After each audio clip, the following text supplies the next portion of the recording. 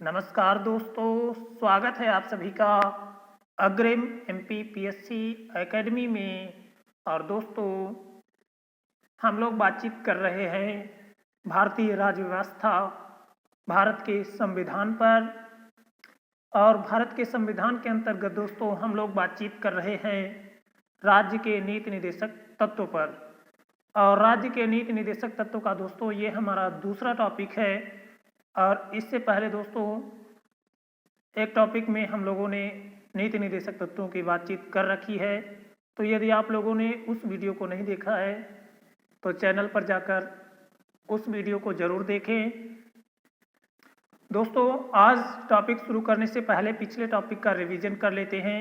तो पिछले टॉपिक में दोस्तों हम लोगों ने देखा कि राज्य के नीति निर्देशक तत्व, directive principle of state policy, ये संविधान के क्या है दोस्तों, ये संविधान के भाग 4 पार्ट 4 में है दोस्तों। और आर्टिकल क्या है दोस्तों, आर्टिकल 36 से लगा करके आर्टिकल 36 से 51 तक में क्या है, राज्य के नीति निर्देशक तत्वों का वर्णन किया गया है। तो भाग 4 और आर्टिकल 36 से 51 तक में नीति निर्देशक तत्वों का वर्णन किया गया है।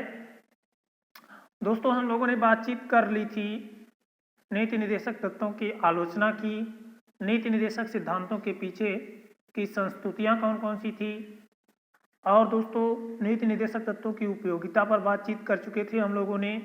और हम लोगों ने दोस्तों राज्य के नीति निर्देशक सिद्धांतों के विवरण को भी देखा था।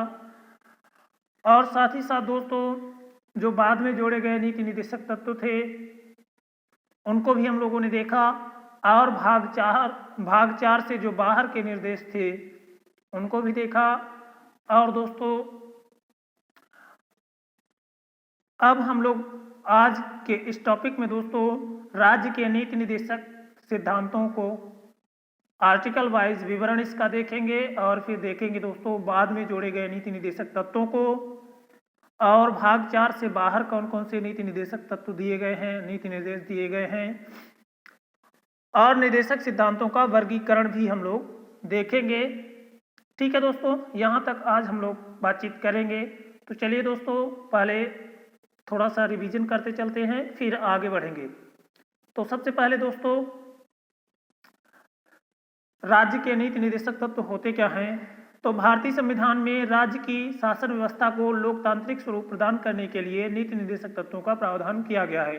तो जो हमारा संविधान है दोस्तों, भारत का संविधान है, उसमें राज्य की जो शासन व्यवस्था है उसको लोकतांत्रिक स्वरूप प्रदान करने के लिए राज्य की जो क्या है शासन व्यवस्था है उसका स्वरूप कैसा हो, लोकतांत्रिक हो, इसके लिए नीति निर्देशक तत्वों का प्रावधान संविधान में किया गया है। भारत शासन अधिनियम 1935 में वर्णित अनुदेश प्रपत्र, इंस्ट्रूमेंट ऑफ इंस्ट्रक्शन को भारतीय संविधान में नीति निर्देशक तत्व के रूप में स्थान दिया गया है। तो जो क्या है अनुदेश प्रपत्र हैं 1935 भारत शासन अधिनियम के, तो उन्हीं को क्या किया गया है, भारतीय संविधान में नीति निर्देशक तत्व के रूप में स्थान दे दिया गया है। डॉक्टर भीमराव अंबेडकर ने इस संदर्भ में कहा था कि यह निर्देशक तत्व उन अनुदेशों के समान हैं जो भारत शासन अधिनियम 1935 के अंतर्गत ब्रिटिश सरकार द्वारा गवर्नर जनरल तथा भारत की औपनिवेशिक कॉलोनियों, गवर्नर जनरल और भारत की औपनिवेशिक कॉलोनियों के लिए जारी किए गए थे। राज्य के नीति निर्देशक सिद्धांतों को भारतीय संविधान में शामिल किए जाने का उद्देश्य, राज्य के नीति निर्देशक जो सिद्धांत थे उनको भारतीय संविधान में शामिल करने का जो उद्देश्य था वो सामाजिक और आर्थिक प्रजातंत्र को स्थापित करना था। क्या था दोस्तों उद्देश्य था सामाजिक और आर्थिक प्रजातंत्र को स्थापित करना और एक कल्याणकारी राज्य की स्थापना में सहायक होना। क्या था इसका उद्देश्य था, जैसा कि संविधान निर्माता भारत को भविष्य में देखना चाहते थे। संविधान निर्माता भारत को भविष्य में है ना भविष्य में दोस्तों कल्याणकारी राज्य के रूप में देखना चाहते थे, इसलिए उन्होंने राज्य के नीति निर्देशक सिद्धांतों को भारतीय संविधान में शामिल किया। और जो उद्देश्य था उसमें सामाजिक और आर्थिक प्रजातंत्र को स्थापित करना जो इसका उद्देश्य था। आगे देख लेते हैं दोस्तों, यह तो देश के शासन में मूलभूत स्थान रखते हैं। ये क्या रखते हैं दोस्तों, जो नीति निर्देशक तत्व हैं ये शासन में मूलभूत स्थान रखते हैं। अतः राज्य का कर्तव्य होगा कि इन तत्वों का प्रयोग यथासंभव विधि निर्माण में करे। तो राज्य को क्या कर दिया दोस्तों, राज्य के कर्तव्य के रूप में नीति निदेशक तत्वों को शामिल किया गया था भारत के संविधान में, कि राज्य का ये कर्तव्य होगा कि जो नीति निदेशक तत्व हैं इनका प्रयोग विधि निर्माण में यथासंभव है ना, जैसा उचित हो उस तरह से करे। संविधान निर्माण के दौरान देश की स्वतंत्रता नवजात स्थिति में थी। ऐसे में राज्य के पास इन विस्तृत नीतिगत तत्वों को लागू करने योग्य प्रशासनिक एवं आर्थिक संसाधनों का अभाव था। तो जो क्या था दोस्तों, संविधान निर्माण का टाइम था, उस समय जो स्वतंत्रता मिली थी देश को, वो क्या थी, शिशु अवस्था में थी, नवजात अवस्था में थी। ऐसे में राज्य के पास ये जो विस्तृत नीतिगत तत्व थे इनको लागू करने योग्य प्रशासनिक और आर्थिक संसाधन नहीं थे। इसलिए क्या किया गया दोस्तों, स्वतंत्रता के समय भारत का जो राजनीतिक एकीकरण हुआ था, ऐसे में जो समस्त नीति के तत्वों के लिए समान राजनीतिक सहमति बनाना संभव नहीं था। पशुओं का संरक्षण समान नागरिक संहिता, पशुओं का संरक्षण समान नागरिक संहिता और संहिता आदि ऐसे ही संवेदनशील मुद्दे थे जिन पर तत्कालीन समय में कठोर निर्णय लेना उचित नहीं था, क्योंकि देश में पहले से ही सांप्रदायिक सद्भाव बिगड़ा हुआ था। तो जो सांप्रदायिक सद्भाव था वो पहले से ही बिगड़ा हुआ था, इसलिए जो ये संवेदनशील मुद्दे थे उन पर उस समय कोई कठोर निर्णय नहीं लिया जा सका। केवल उन सभी के लिए क्या कर दिया गया, संविधान में नीति निदेशक तत्वों की व्यवस्था कर दी गई कि राज्य क्या करेगा, जब भी विधि का निर्माण, विधि का या कानून का या किसी भी नियम का निर्माण करेगा, बनाएगा, तो उस समय पर क्या करेगा, इन नीति निदेशक तत्वों को ध्यान में रखेगा। तो आगे देख लेते हैं दोस्तों, संविधान निर्माताओं के समक्ष इस बात की भी कठिनाई थी कि वह मूल अधिकारों को मूल अधिकारों को स्थापित करने वाली नीति निदेशक तत्व को कैसे लागू करें। तो मूल अधिकारों को क्या करने वाली दोस्तों, मूल अधिकारों को, यहाँ पे दोस्तों ये मिसप्रिंट हो गई है, तो मूल अधिकारों को लागू करने वाली नीति, मूल अधिकारों के ऊपर जो है दोस्तों आक्षेपित करने वाली जो नीति निदेशक तत्व हैं उनको कैसे लागू करें, विशेषकर न्यायपालिका के हस्तक्षेप की संभावना को देखते हुए। राज्य की नीति के निदेशक तत्व शीर्षक से यह स्पष्ट होता है कि नीतियों एवं कानूनों को प्रभावी बनाते समय राज्य इन तत्वों को ध्यान में रखेगा। तो जो नीति का होगी दोस्तों, जो नीति बनाएगा राज्य, तो नीतियों को बनाते समय इन जो है तो नीति निदेशक तत्वों को ध्यान में रखेगा। आगे दोस्तों, यह संवैधानिक निवेश या विधायिका, कार्यपालिका और प्रशासनिक मामलों में राज्य के लिए सिफारिशें हैं। और ये जो संवैधानिक निर्देश थे दोस्तों, ये जो संवैधानिक निर्देश थे, यहाँ पे निर्देश है दोस्तों, निर्देश थे, ये क्या थे, विधायिका, कार्यपालिका और प्रशासनिक मामलों में राज्य के लिए सिफारिशें थे। तो ये क्या थे, विधायिका, कार्यपालिका और प्रशासनिक मामलों में राज्य के लिए सिफारिशें हैं। अनुच्छेद 36 के अनुसार भाग 4 में राज्य का वही अर्थ है जो मूल अधिकारों से संबंधित भाग 3 में है। इसलिए राज्य के अंतर्गत केंद्र सरकार, राज्य सरकारों में विधायिका और कार्यपालिका अंग सभी स्थानीय प्राधिकरण और देश के सभी अन्य लोक प्राधिकरण शामिल हैं। तो इस तरह से दोस्तों जो राज्य की परिभाषा अनुच्छेद 12 में दी गई है, सेम वही परिभाषा अनुच्छेद 36 में भी राज्य के संबंध में बताई गई है। आगे दोस्तों निदेशक तत्वों की आलोचना कैसे की गई है ये देख लेते हैं। तो संविधान सभा के कुछ सदस्य एवं कई संविधान विशेषज्ञों ने विभिन्न आधारों पर निदेशक तत्वों की आलोचना की है। आलोचना के मुख्य आधार निम्नवत हैं। कोई कानूनी शक्ति नहीं है, गैर न्यायोचित प्रकृति के कारण केटी शाह ने, गैर न्यायोचित प्रकृति के कारण केटी शाह महोदय जी ने, केटी शाह महोदय जी ने क्या किया दोस्तों, केटी शाह महोदय जी ने क्या कहा, इनको निदेशक तत्वों की तुलना एक ऐसे चेक से की जो बैंक की सुविधा के अनुसार अदा किया जाएगा। तो केटी शाह महोदय ने क्या कहा कि कोई कानूनी शक्ति नहीं है ना, इनकी प्रकृति गैर न्यायोचित है। इस कारण से उन्होंने क्या कहा, उन्होंने कहा कि ये एक ऐसा चेक है जो बैंक की सुविधा के अनुसार अदा किया जाएगा। जब बैंक का मन करेगा तब इसको बैंक क्या करेगा, पैसे देगा। ऐसा चेक है जो बैंक की सुविधा के अनुसार अदा किया जाएगा। टीटी कृष्णामाचारी ने इन्हें भावनाओं का अस्थायी कूड़ाघर कहा। और टीटी कृष्णामाचारी जी ने क्या कहा, इसको नीति निदेशक तत्वों को भावनाओं का अस्थायी कूड़ाघर कहा। केसी भेयर महोदय ने इन्हें धार्मिक उपदेश की संज्ञा दी।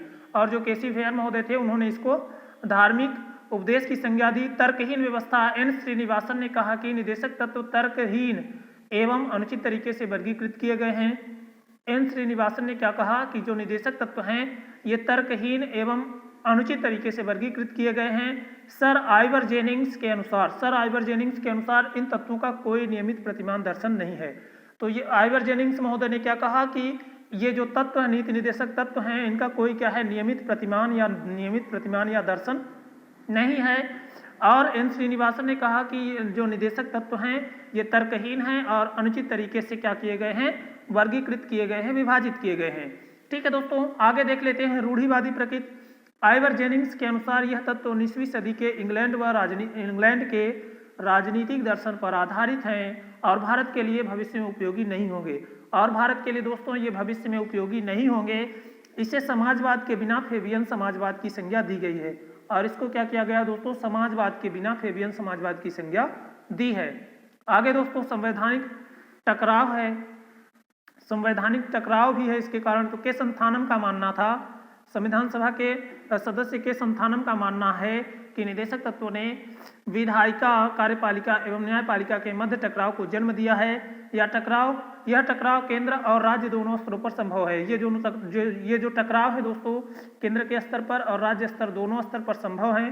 तो इसलिए क्या है दोस्तों, संवैधानिक टकराव की स्थिति क्या करते हैं, ये पैदा करते हैं। कौन दोस्तों, नीति निर्देशक तत्व। आगे दोस्तों राज्य के नीति निर्देशक सिद्धांतों के पीछे संस्तुति क्या थी। तो संविधान सभा के संवैधानिक सलाहकार सर वी एन राव ने इस बात की संस्तुति की, संवैधानिक सलाहकार सर वी एन राव ने इस बात की संस्तुति की थी कि व्यक्ति के अधिकार को दो श्रेणियों में, दो वर्गों में, न्यायोचित एवं गैर न्यायोचित में बांटा जाना चाहिए, जिसे प्रारूप समिति ने क्या कर लिया दोस्तों, स्वीकार कर लिया था। इस तरह न्यायोचित प्रकृति वाले मूल अधिकारों को भाग 3 में उल्लेखित किया गया और गैर न्यायोचित प्रकृति वाले अधिकारों को भाग 4 में, गैर न्यायोचित प्रकृति के निदेशक तत्वों को संविधान के भाग 4 में रखा गया। आगे दोस्तों निदेशक तत्वों की उपयोगिता। तो नीति निर्देशक तत्वों के संदर्भ में उपर्युक्त आलोचना का अपना स्थान है, परंतु राज्य के जो नीति निर्देशक तत्व को मात्र इसी रूप में स्वीकार नहीं किया जा सकता है। नीति निर्देशक तत्व लोकतंत्र को सही अर्थों में स्थापित करने में महत्वपूर्ण भूमिका निभाते हैं।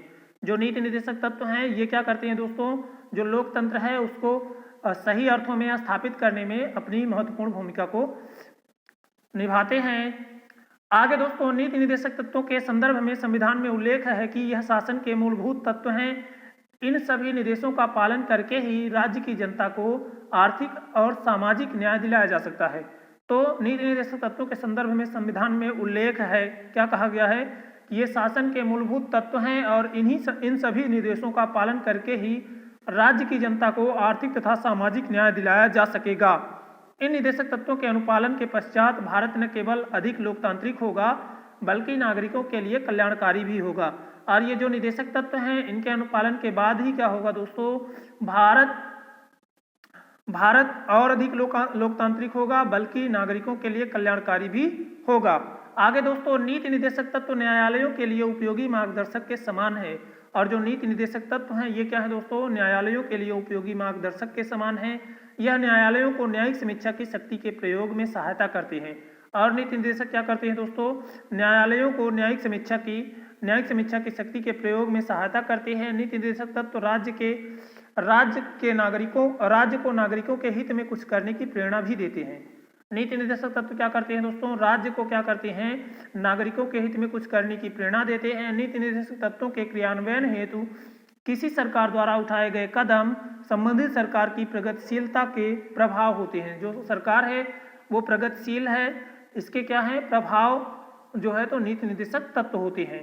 आगे दोस्तों प्रसिद्ध संविधानविद ग्रेनविल ऑस्टिन ने अपनी पुस्तक the Indian constitution corner stone of a nation में निदेशक तत्व और अधिकारों को संविधान की मूल आत्मा, निदेशक तत्व और अधिकारों को क्या कहा उन्होंने, संविधान की मूल आत्मा कहा। किन्होंने दोस्तों, प्रसिद्ध संविधानविद ग्रेनविल ऑस्टिन जी ने अपनी पुस्तक एक लिखी, उन्होंने पुस्तक का उनके नाम था Indian constitution corner stone of nation में उन्होंने निदेशक तत्व और मूल अधिकारों को क्या कहा दोस्तों, संविधान की मूल आत्मा कहा। इस प्रकार यह स्पष्ट है कि नीति निर्देशक तत्वों को संविधान में शामिल करने का मुख्य उद्देश्य राज्य तथा कार्यपालिका को कल्याणकारी कार्यों की तरफ स्वैच्छिक रूप से प्रेरित करना था। तो राज्य या कार्यपालिका को क्या करना था दोस्तों, स्वैच्छिक रूप से कल्याणकारी कार्यों की तरफ प्रेरित करने के उद्देश्य से नीति निर्देशक तत्वों को क्या किया गया था, संविधान में शामिल किया गया था। संविधान निर्माता नागरिकों को कल्याण तो चाहते थे, संविधान निर्माता नागरिकों का कल्याण तो चाहते थे, परंतु वे राज्य की कठिनाइयों से भी अवगत थे। लेकिन वो राज्य के समक्ष कौन कौन सी चुनौतियां या कठिनाइयां हैं उससे भी अवगत थे, उसको भी जानते थे। तो इस तरह से भारत के जो पूर्व महान्यायवादी MC सीतलवाड़, कौन थे दोस्तों, MC सीतलवाड़, MC सीतलवाड़ के अनुसार निदेशक तत्व प्रस्तावना को विस्तृत रूप देते हैं जिससे नागरिकों को न्याय, स्वतंत्रता, समानता एवं बंधुत्व को बनाए रखने में सहायता मिलती है। तो MC सीतलवाड़ महोदय ने क्या कहा था कि नीति निर्देशक तत्व जो प्रस्तावना है संविधान की उसको विस्तार देते हैं और क्या है दोस्तों, नागरिकों को न्याय, स्वतंत्रता, समानता एवं बंधुत्व को बनाए रखने में भी इसके द्वारा क्या होती है, सहायता मिलती है। आगे देख लेते हैं दोस्तों राज्य के नीति निर्देशक सिद्धांतों का विवरण। अनुच्छेद 38 राज्य लोक कल्याण की अभिवृद्धि के लिए सामाजिक व्यवस्था बनाएगा। अनुच्छेद 38 में क्या लिखा है दोस्तों, अनुच्छेद 38 में लिखा है कि राज्य क्या करेगा, लोक कल्याण की अभिवृद्धि के लिए, लोगों के कल्याण के लिए क्या करेगा, सामाजिक व्यवस्था बनाएगा, सोशल सिस्टम डेवलप करेगा। राज्य ऐसी सामाजिक व्यवस्था की स्थापना करेगा जिसमें सामाजिक, आर्थिक और राजनीतिक न्याय नागरिक जीवन की सभी संस्थाओं को अनुप्रमाणित करे। तो क्या होगा दोस्तों, राज्य ऐसी सोशल सिस्टम की स्थापना करेगा जिसमें सामाजिक, आर्थिक और राजनीतिक न्याय नागरिक जीवन की सभी संस्थाओं को अनुप्रमाणित करने का काम कौन करेगा, राज्य करेगा। राज्य विशेषकर आय की असमानता, राज्य क्या करेगा, विशेषकर जो आय की असमानता है इसको कम करने का प्रयास करेगा और न केवल व्यक्तियों के बीच बल्कि विभिन्न क्षेत्रों में रहने वाले एवं अनेक व्यवस्थाओं में शामिल लोगों के समूहों के बीच प्रतिष्ठा, सुविधाओं और अवसर की समानता समाप्त करने का भी क्या करेगा दोस्तों, प्रयास करेगा। तो राज्य क्या करेगा दोस्तों, राज्य आय की असमानता को कम करने का प्रयास करेगा और व्यक्तियों के बीच बल्कि अलग अलग क्षेत्रों में रहने वाले एवं अनेक व्यवस्थाओं में शामिल लोगों के समूहों के बीच भी क्या करेगा, प्रतिष्ठा, सुविधा और अवसर की समानता को समाप्त करने का क्या करेगा दोस्तों, अवसर की असमानताओं को समाप्त करने का प्रयास करेगा। अवसर की जो असमानताएं हैं दोस्तों उसको भी समाप्त करने का प्रयास करेगा, ध्यान रखेंगे। आगे देख लेते हैं दोस्तों अनुच्छेद 39। अनुच्छेद 38 क्या है दोस्तों, राज्य लोक कल्याण की अभिवृद्धि के लिए सामाजिक व्यवस्था बनाएगा। और अनुच्छेद 39 में दोस्तों लिखा है कि राज्य द्वारा अनुसरणीय कुछ नीति निर्देशक तत्व। अनुच्छेद 39 में क्या दिया गया है दोस्तों कि राज्य क्या करेगा, कुछ नीति निर्देशक तत्वों का अनुसरण करेगा। तो राज्य द्वारा अनुसरणीय कुछ नीति निर्देशक तत्व, राज्य अपनी इस नीति का संचालन इस प्रकार से करेगा कि सुनिश्चित रूप से पुरुषों और स्त्री सभी नागरिकों को समान रूप से जीविका के पर्याप्त साधन प्राप्त करने का अधिकार हो। तो राज्य क्या करेगा दोस्तों, राज्य यह सुनिश्चित करेगा कि चाहे पुरुष हो चाहे स्त्री हो, सभी नागरिकों को समान रूप से जीविका के पर्याप्त साधन प्राप्त करने का अधिकार प्राप्त हो और समुदाय के भौतिक संसाधनों का स्वामित्व और नियंत्रण इस प्रकार बटा हो जिससे सामूहिक हितों की सर्वोत्तम प्राप्ति हो सके। तो जो क्या है दोस्तों, समुदाय के भौतिक संसाधन हैं उनका स्वामित्व और नियंत्रण इस प्रकार बटा हो दोस्तों जिससे जो सामूहिक हित हैं उनको, सामूहिक हित को है ना पूरी तरह से प्राप्त किया जा सके। ठीक है दोस्तों, आगे देख लेते हैं आर्थिक व्यवस्था इस प्रकार चले जिससे धन और उत्पादन के साधनों का सर्वसाधारण के लिए हितकारी संकेंद्रण अहितकारी संकेंद्रण न हो। ठीक है दोस्तों, तो क्या है यहाँ पे, आर्थिक व्यवस्था इस प्रकार चले, जो राज्य की आर्थिक व्यवस्था है वो इस प्रकार से चले जिससे धन और उत्पादन के साधनों का सर्वसाधारण के लिए अहितकारी यहाँ पे दोस्तों अहितकारी संकेंद्रण न हो। पुरुष और स्त्रियां दोनों को समान कार्य के लिए समान वेतन प्राप्त हो। पुरुष और स्त्री कर्मकारों के स्वास्थ्य और शक्ति का और बालकों की सुकुमार अवस्था का दुरुपयोग ना हो और आर्थिक आवश्यकता से विवश होकर नागरिकों को ऐसे रोजगार में ना आना पड़े जो उनकी शक्ति आयु के अनुकूल ना हो। तो क्या करेगा राज्य? राज्य ये देखेगा कि पुरुष और स्त्री कर्मकारों के स्वास्थ्य और शक्ति का ध्यान रखेगा और बालकों की सुकुमार अवस्था का दुरुपयोग न हो, ऐसा भी प्रयास करेगा। और साथ ही साथ दोस्तों, आर्थिक आवश्यकताओं से विवश होकर के नागरिकों को कोई ऐसा रोजगार न करना पड़े जो उनकी शक्ति आयु के अनुकूल न हो, ऐसा सभी प्रयास, ऐसा सभी कार्य कौन करेगा? राज्य करेगा। ठीक है दोस्तों, आगे है बालकों को स्वतंत्र और गरिमामय वातावरण में स्वास्थ्य विकास के अवसर और सुविधाएं दी जाएं। तो बालकों को स्वतंत्र और गरिमामय वातावरण में क्या हो? स्वास्थ्य विकास के अवसर और सुविधाएं प्रदान करने का कार्य राज्य के द्वारा किया जाएगा। शोषण के विरुद्ध बालकों की रक्षा की जाएगी और अनुच्छेद 42वें संविधान संशोधन 1976 के द्वारा इसको अंतः स्थापित किया गया था। किसको दोस्तों? शोषण के विरुद्ध बालकों की रक्षा को 42वें संविधान संशोधन 1976 द्वारा अंतः स्थापित किया गया था। आगे देख लेते हैं अनुच्छेद 39 क। अनुच्छेद 39 का क्या कहता है दोस्तों? अनुच्छेद 39 का कहता है समान न्याय और निःशुल्क विधिक सहायता। राज्य क्या करेगा? सभी लोगों के लिए समान न्याय और निःशुल्क विधिक सहायता उपलब्ध कराएगा। राज्य यह सुनिश्चित करेगा कि विधिक तंत्र इस प्रकार काम करे कि समान अवसर के आधार पर न्याय सुलभ हो। साथ ही यह सुनिश्चित करे कि आर्थिक या किसी अन्य निर्योग्यता के कारण कोई नागरिक न्याय प्राप्त करने से वंचित न रह जाए।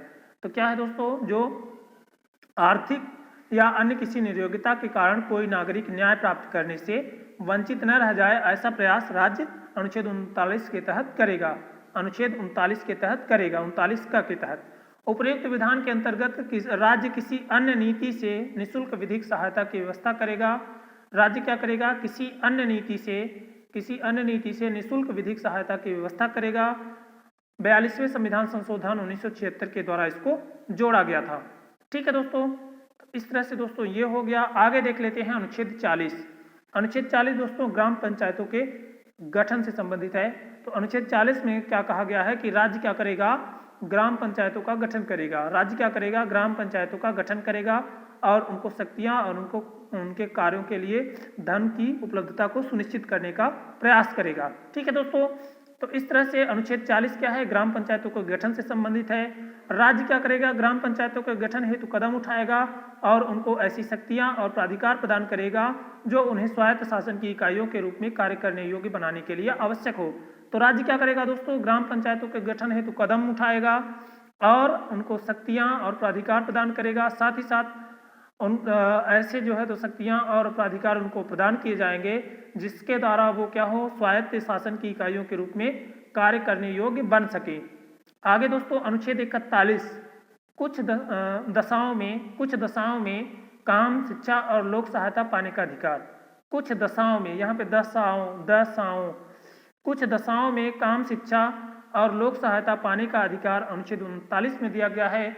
तो राज्य क्या करेगा? अपने आर्थिक सामर्थ्य और विकास की सीमाओं के भीतर काम पाने, शिक्षा पाने और बेरोजगारी, बुढ़ापा, बीमारी, निःशक्तता आदि की दशाओं में लोक सहायता पाने के अधिकार को प्राप्त करने का प्रभावी उपबंध करेगा।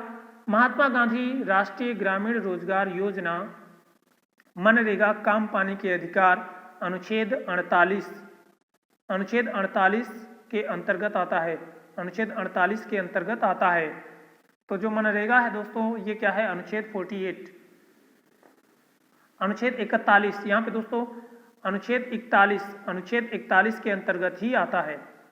तो महात्मा गांधी राष्ट्रीय ग्रामीण रोजगार योजना मनरेगा काम पाने के अधिकार अनुच्छेद 41 के अंतर्गत आता है।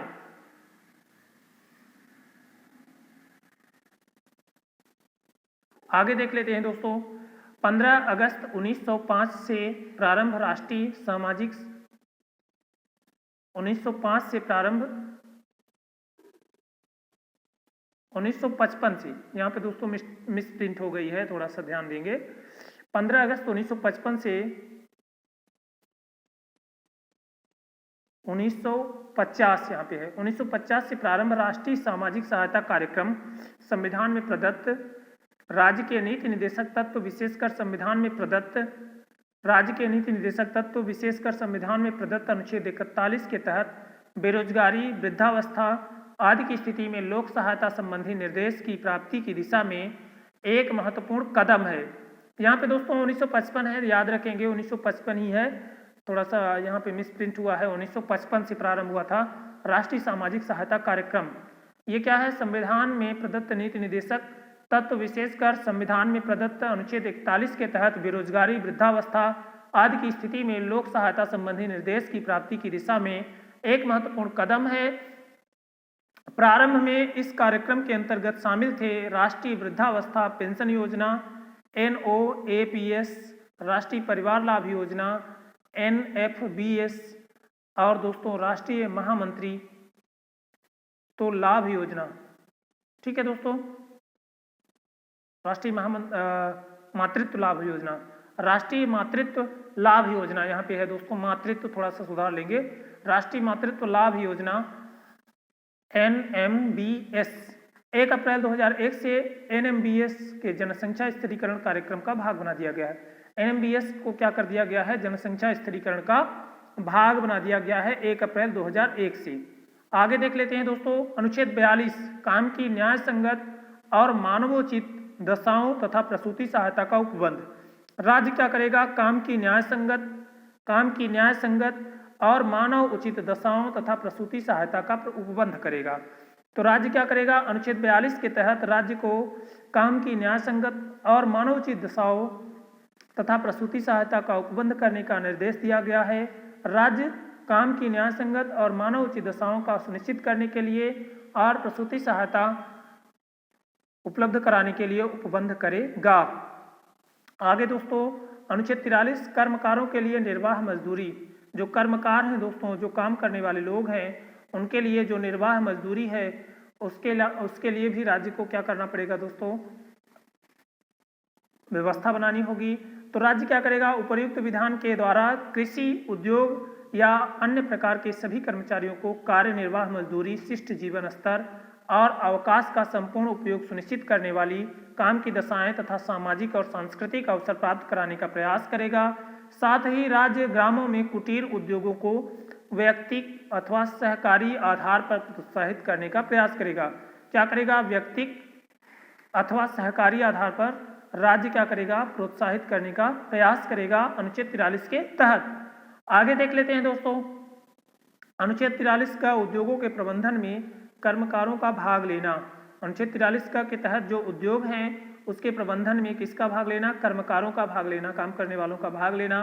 राज्य किसी उद्योग में लगे हुए उपक्रमों अथवा संगठनों के प्रबंधन में कर्मकारों का भाग लेना सुनिश्चित करने के लिए कदम उठाएगा। और क्या करेगा? सुनिश्चित करने के लिए कदम उठाएगा। अनुच्छेद 43 का सहकारी समितियों के प्रबंधन, प्रचालन और नियंत्रण से संबंधित है। तो अनुच्छेद 43 का क्या है दोस्तों? सहकारी समितियों के प्रबंधन, प्रचालन व नियंत्रण से संबंधित है। राज्य की सहकारी समितियों के स्वैच्छिक गठन, स्वायत्तता, प्रचालन, लोकतांत्रिक नियंत्रण तथा पेशेवर प्रबंधन को प्रोत्साहित करेगा। तो राज्य क्या करेगा? राज्य सहकारी समितियों के स्वैच्छिक गठन, स्वायत्त प्रचालन और लोकतांत्रिक नियंत्रण तथा पेशेवर प्रबंधन को प्रोत्साहित करने का प्रयास करेगा। ठीक है दोस्तों, आगे देख लेते हैं अनुच्छेद 44, आर्टिकल 44, अनुच्छेद 44 सभी नागरिकों के लिए समान नागरिक संहिता। सभी नागरिकों के लिए दोस्तों समान नागरिक संहिता का प्रावधान DPSP के अनुच्छेद 44 में किया गया है। अब राज्य भारत के समस्त राज्य क्षेत्र के नागरिकों राज्य क्षेत्र में नागरिकों के लिए एक समान नागरिक संहिता यूनिफॉर्म सिविल कोड बनाने का प्रयास करेगा। अनुच्छेद 45 बालकों के लिए निःशुल्क और अनिवार्य शिक्षा। राज्य सभी बच्चों के लिए तब तक शुरुआती देखभाल और शिक्षा की व्यवस्था करने के लिए प्रयास करेगा जब तक वह 6 वर्ष की आयु का नहीं हो जाता। अनुच्छेद 86वें संविधान संशोधन 2000 द्वारा अंतः स्थापित किया गया है इसको। अनुच्छेद 45 में दोस्तों बालकों के लिए निःशुल्क और अनिवार्य शिक्षा का प्रावधान को स्थापित किया गया है।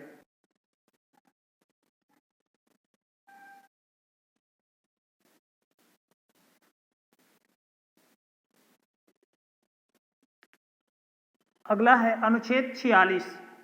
अनुच्छेद 46 अनुसूचित जातियों व अनुसूचित जनजातियों तथा अन्य दुर्बल वर्गों की शिक्षा और अर्थ संबंधी हितों में अभिवृद्धि करने का प्रयास राज्य के द्वारा किया जाएगा।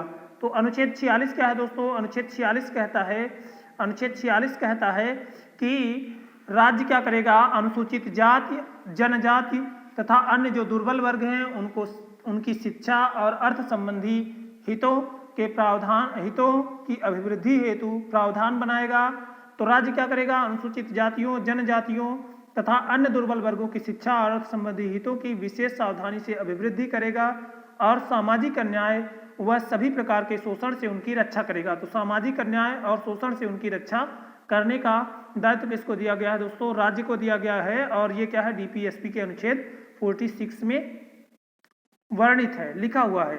ठीक है दोस्तों, आगे है अनुच्छेद 47, पोषाहार स्तर और जीवन स्तर को ऊंचा करने तथा लोक स्वास्थ्य में सुधार के संदर्भ में राज्य का कर्तव्य।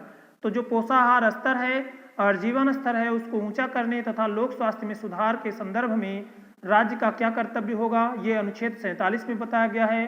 तो राज्य लोगों के पोषाहार स्तर व जीवन स्तर को ऊंचा करने और लोक स्वास्थ्य के सुधार को अपने प्राथमिक कर्तव्यों में मानेगा और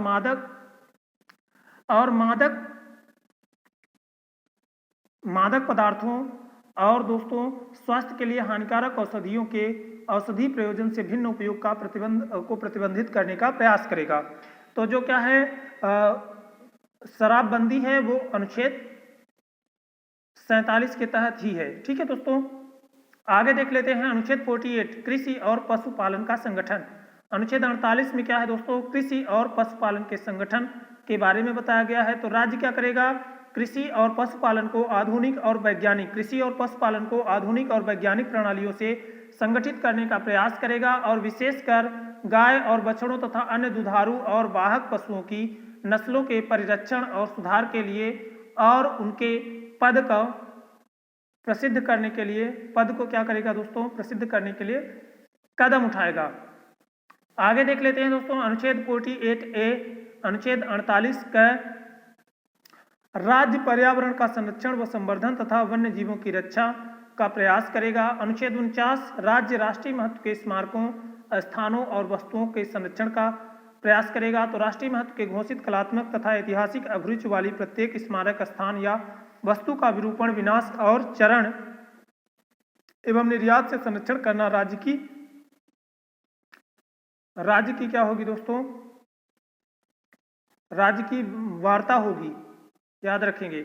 आगे दोस्तों अनुच्छेद 50 क्या है दोस्तों? कार्यपालिका से न्यायपालिका का पृथक्करण। अनुच्छेद 50 में बताया गया है दोस्तों, संविधान के अनुच्छेद 50, भारत के संविधान के अनुच्छेद 50 में बताया गया है कि कार्यपालिका से न्यायपालिका का पृथक्करण होगा। राज्य क्या करेगा? कार्यपालिका से न्यायपालिका को हमेशा क्या करेगा?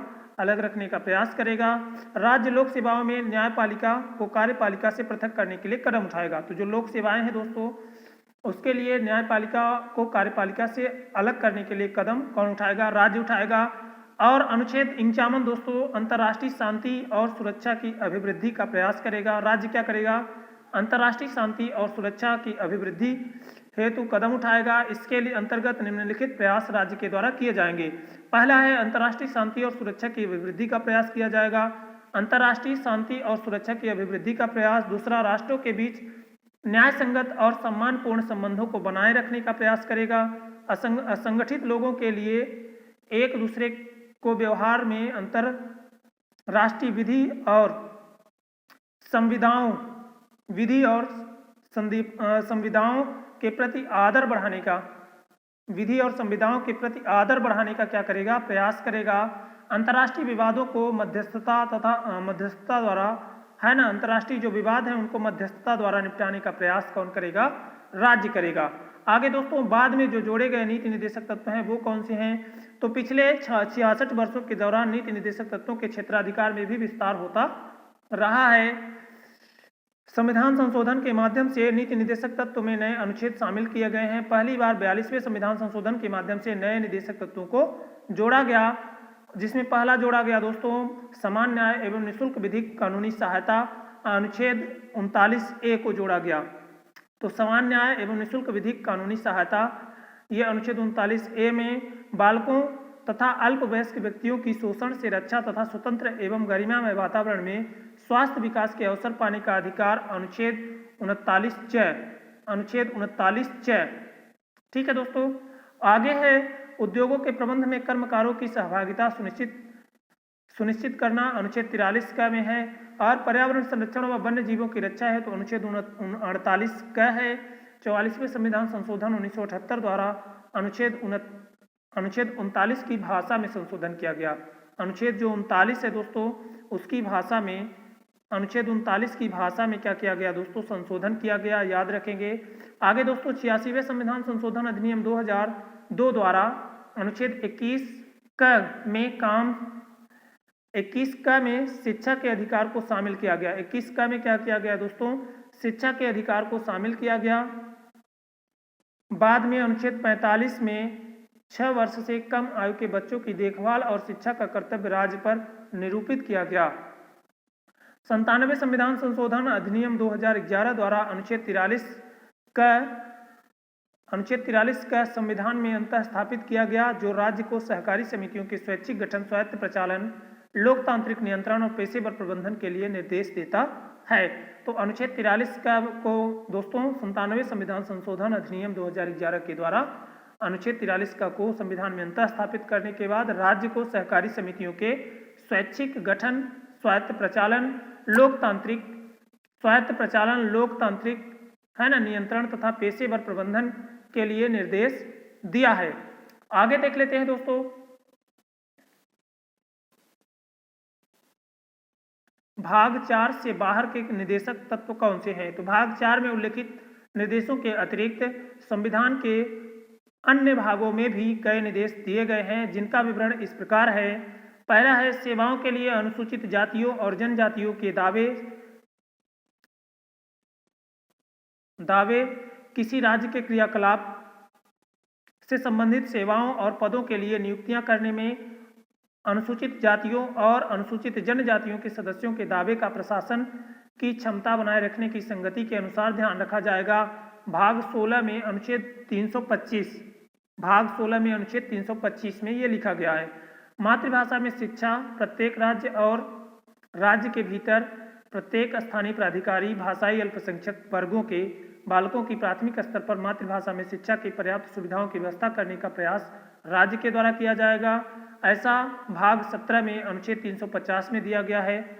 और हिंदी भाषा का विकास करने का दायित्व भी राज्य को दिया गया है। तो संघ का यह कर्तव्य होगा कि वह हिंदी भाषा का प्रसार बढ़ाए एवं उसका विकास करे, जिससे हिंदी भारत की सामाजिक संस्कृति की अभिव्यक्ति का माध्यम बन सके। भाग 17 में अनुच्छेद 351। इस तरह से दोस्तों ये हो गया हमारा नीति निर्देशक तत्व। अब नीति निर्देशक तत्वों के अंतर्गत निर्मित विभिन्न अधिनियम कौन कौन से हैं। तो योजना आयोग की स्थापना अनुच्छेद 38 का प्रभाव है। न्यूनतम मजदूरी अधिनियम 1948 अनुच्छेद 39 का प्रभाव। 73वें 74वें संविधान संशोधन द्वारा पंचायती राज को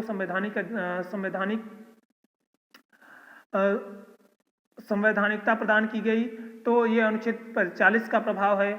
संवैधानिकता प्रदान की गई, ये अनुच्छेद 40 का प्रभाव है। और महात्मा गांधी राष्ट्रीय ग्रामीण रोजगार अधिनियम मनरेगा 2005 अनुच्छेद 41 का प्रभाव है।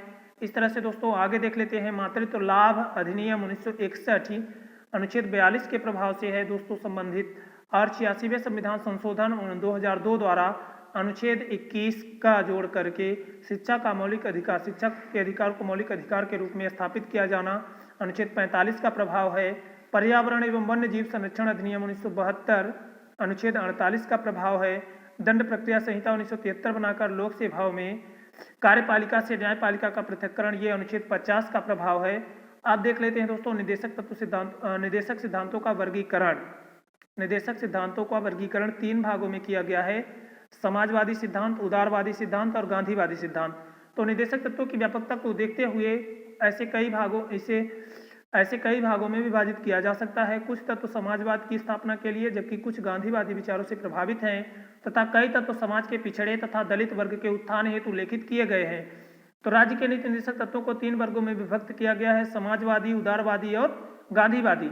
ठीक है दोस्तों, समाजवादी, उदारवादी और गांधीवादी। तो समाजवादी सिद्धांत के अंतर्गत अनुच्छेद 38 क, अनुच्छेद 38 ख, अनुच्छेद 38 ग और अनुच्छेद 38 घ, और साथ ही साथ 39 क, 42 और 43 का क्या है दोस्तों समाजवादी सिद्धांत से संबंधित अनुच्छेद हैं। उदारवादी सिद्धांत से संबंधित अनुच्छेद 44 यूनिवर्सल सिविल कोड है ना, अनुच्छेद 45 6 वर्ष के बच्चे, अनुच्छेद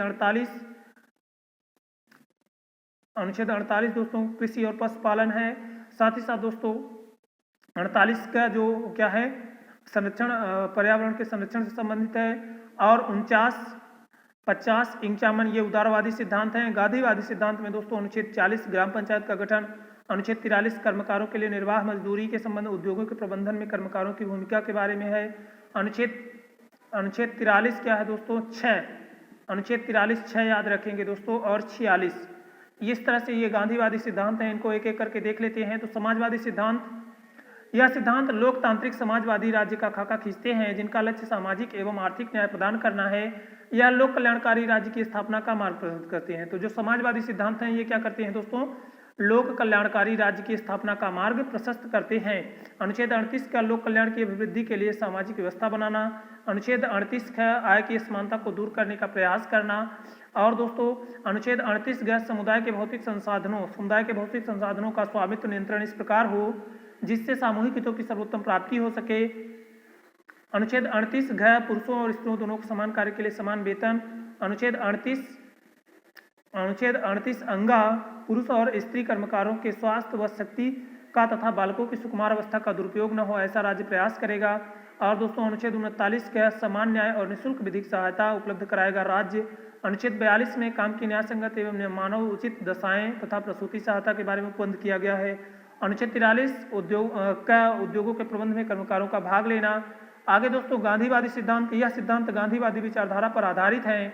यह सिद्धांत राष्ट्रीय आंदोलन के दौरान महात्मा गांधी द्वारा स्थापित योजनाओं व दर्शन का प्रतिनिधित्व करते हैं। गांधी जी के सपनों को साकार करने के लिए उनके कुछ विचारों को निर्देशक तत्व में शामिल किया गया है, जैसे अनुच्छेद 40 ग्राम पंचायतों का गठन, अनुच्छेद 43 कुटीर उद्योगों को प्रोत्साहन, अनुच्छेद 43 सहकारी समितियों के स्वैच्छिक गठन, स्वायत्त प्रचालन, लोकतांत्रिक नियंत्रण और व्यावसायिक प्रबंधन को बढ़ावा देना। अनुच्छेद 46 अनुसूचित जातियों, जनजातियों और दुर्बल वर्गों के शैक्षिक और आर्थिक हितों की अभिवृद्धि।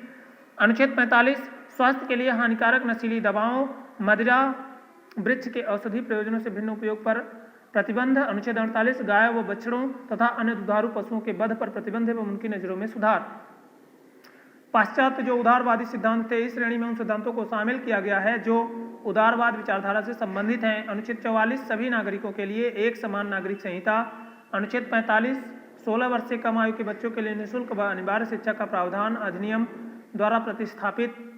और अनुच्छेद 48 कृषि और पशुपालन में आधुनिक और वैज्ञानिक प्रणालियों का प्रयोग करना। अनुच्छेद 48 का पर्यावरण का संरक्षण व संवर्धन तथा वन और वन्य जीवों की रक्षा करना। अनुच्छेद 49 राष्ट्रीय महत्व के कलात्मक या ऐतिहासिक अभिरुचि वाले संस्मारकों की स्थापना या स्थान या वस्तु का संरक्षण करना। अनुच्छेद 50 कार्यपालिका से न्यायपालिका का पृथक्करण। अनुच्छेद 51 अंतर्राष्ट्रीय शांति और सुरक्षा में अभिवृद्धि। निदेशक तत्व एवं मूल अधिकारों में संतुलन। मिनर्वा मिल्स मामले 1980 में उच्चतम न्यायालय ने यह व्यवस्था भी दी कि भारतीय संविधान मूल अधिकारों और निदेशक तत्वों के बीच संतुलन के रूप में है। यह आपस में सामाजिक क्रांति के वादे से जुड़े हुए हैं। यह एक रथ के दो पहिए के समान है तथा एक दूसरे से कम नहीं है। तो निदेशक तत्व क्या है, एक रथ के दो पहिए के समान है और कोई भी एक दूसरे से कम या ज़्यादा नहीं है। इन्हें एक दूसरे पर लादने से संविधान की मूल भावना बाधित होती है और यदि क्या कर देते हैं, इनको एक दूसरे पर लाद देते हैं, एक दूसरे पर आरोपित करते हैं तो उससे जो संविधान की मूल भावना है वो बाधित होती है। मूल भावना और संतुलन संविधान के बुनियादी ढांचे की आवश्यक विशेषता है और जो संविधान की मूल भावना है वो संतुलन क्या है, संविधान के बुनियादी ढांचे की आवश्यक विशेषता है। निदेशक तत्वों के तय लक्ष्यों को मूल अधिकारों को प्राप्त किए बगैर प्राप्त नहीं किया जा सकता है। संसद निदेशक तत्वों को लागू करने के लिए मूल अधिकारों में संशोधन कर सकती है, परंतु इस संशोधन से संविधान के मूल ढांचे को क्षति नहीं पहुंचाई जा सकती। लोक कल्याणकारी राज्य पब्लिक वेलफेयर स्टेट एक लोक कल्याणकारी राज्य द्वारा लोगों की भलाई अथवा समाज के कल्याण के लिए अलग अलग तरह के कार्य किए जाते हैं, जैसे शिक्षा, सामाजिक विकास, रोजगार सृजन, गरीबी तथा भुखमरी का उन्मूलन, स्वास्थ्य संबंधी सेवाओं को उपलब्ध कराना इत्यादि। आगे दोस्तों प्राकृतिक न्याय नेचुरल जस्टिस क्या होता है।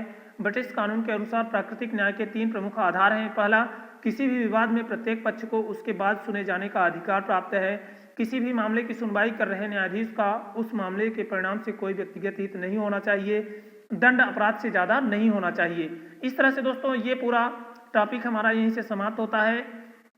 और दोस्तों यदि आप लोगों को ये वीडियो अच्छा लगे तो वीडियो को लाइक, शेयर और चैनल को सब्सक्राइब करना ना भूलें। धन्यवाद दोस्तों। जय हिंद, जय भारत, भारत माता की जय।